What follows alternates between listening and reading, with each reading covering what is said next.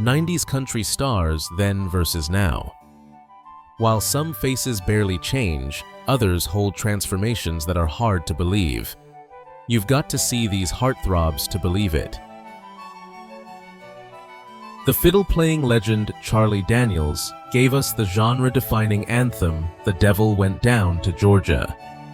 Beyond the music, he was a survivor who battled prostate cancer and a severe stroke in 2010, yet refused to put down his bow. He remained a vocal patriot and stage warrior until he passed away in 2020. Lee Greenwood is forever cemented in history for "God Bless the USA," a track that dominates airwaves every 4th of July. He turned that patriotism into a lucrative career, performing for multiple US presidents and owning his own theater. Today, he serves as a council member for the National Council on the Arts. Randy Owen led the supergroup Alabama to unprecedented stardom, blending country lyrics with rock-style stadium shows. He didn't just cash checks. He has helped raise over $1 billion for St. Jude Children's Research Hospital through his Country Cares program. He still tours with the band, battling through personal health issues to perform. Ricky Van Shelton was a vocal powerhouse with hits like "I Am a Simple Man" before abruptly vanishing. In a shocking move to save his marriage after admitting to infidelity, he completely retired from the music industry in 2006. He now lives a quiet, reclusive life on his Virginia farm, refusing all interviews. George Strait, known simply as the King, holds the record for the most #1 hits in history. He barely does interviews and avoids the celebrity spotlight, yet he co-founded Código 1530 Tequila, selling the brand for a massive profit. He still sells out stadiums effortlessly, looking virtually unchanged from his 90s peak. Ricky Skaggs brought bluegrass mandolin skills to mainstream country radio with incredible precision. He famously refused to record any songs involving cheating or drinking due to his strict Christian values, turning down guaranteed hits. Today, he is an elder statesman of the Grand Ole Opry, focusing almost exclusively on his bluegrass roots.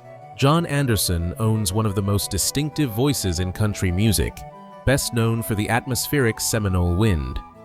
His career nearly ended recently due to a bizarre health crisis involving hearing loss and a dermatomyositis diagnosis that hospitalized him. Miraculously, he recovered and returned to the road, embracing his survivor status. Steve Wariner is the musician's musician, holding the rare certified distinction of CGP given personally by Chet Atkins. While he charted hits like The Hole, his real fortune came from writing chart toppers for Garth Brooks and Clint Black. He continues to record and showcase his guitar mastery, aging gracefully into a respected virtuoso. Doug Stone was the king of heart-wrenching ballads like "I'd Be Better Off" in a Pine Box. His life offstage was terrifyingly dramatic, involving quadruple bypass surgery at a young age, surviving a plane crash, and suffering a stroke. He defies the odds, continuing to tour and perform with a restructured lifestyle. Dwight Yoakam brought the Bakersfield sound back with guitars, Cadillacs, and tight denim. He successfully crossed over into Hollywood, playing intense villains in movies like Sling Blade and dating Sharon Stone. He recently welcomed a new child in his 60s and hosts a dedicated channel on SiriusXM, remaining the epitome of cool. Mark Colley famously sang "Even the Man in the Moon is Cryin'" before shifting gears entirely. He took his intensity to the big screen, playing the assassin Harry Heck in The Punisher, and actively advocates for diabetes research after nearly losing his eyesight to the disease. He currently balances acting with music projects. Vince Gill is a 19-time Grammy winner whose high tenor voice defined the decade's romantic ballads. In a massive career pivot, he joined the legendary rock band The Eagles in 2017 to fill in for the late Glenn Frey.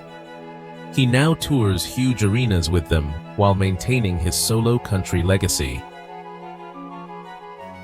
Sammy Kershaw delivered working-class anthems like Queen of My Double-Wide Trailer with a distinctive Cajun flair.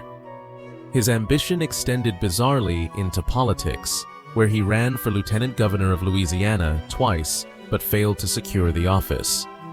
He declared bankruptcy in the past, but has since rebuilt his finances through touring. Aaron Tippin built his image on the blue-collar anthem, You've Got to Stand for Something. A former bodybuilder and commercial pilot, he actually flew supplies to the Gulf War troops with Bob Hope. Today, he is a fitness fanatic who produces his own wine and still performs with high-energy patriotism. Marty Stewart started as a teen prodigy in Johnny Cash's band before hitting it big with The Whisper. He is the genre's ultimate historian, owning over 20,000 country music artifacts, including Hank Williams's handwritten lyrics. He currently tours with his band while working to open his massive Congress of Country Music museum. Alan Jackson penned the generational smash Chattahoochee and stayed true to traditional honky-tonk sounds. He famously walked out of the CMA Awards in protest when producers cut George Jones' performance short. Currently, he is battling Charcot-Marie tooth disease, a nerve condition affecting his balance, as he embarks on his final farewell tour. Joe Diffie was the fun-loving voice behind novelty hits like John Deere Green and Pickup Man.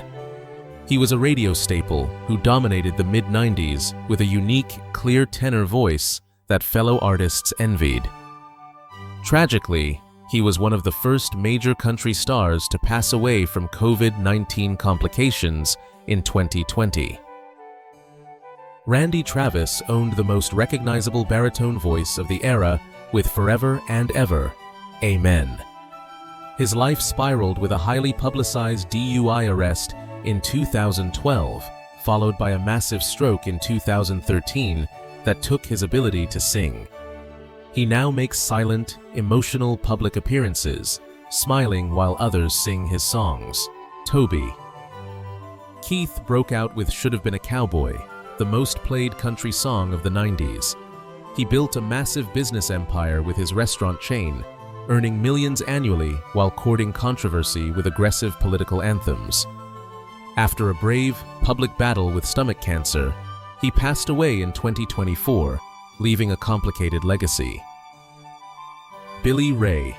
Cyrus exploded onto the scene with a mullet, and the polarizing smash hit Achy Breaky Heart. He reinvented himself as a Disney dad, and later shattered global records featuring on Old Town Road, bridging a massive generational gap. Today, he navigates messy public divorces while maintaining his distinct, ever-evolving celebrity status.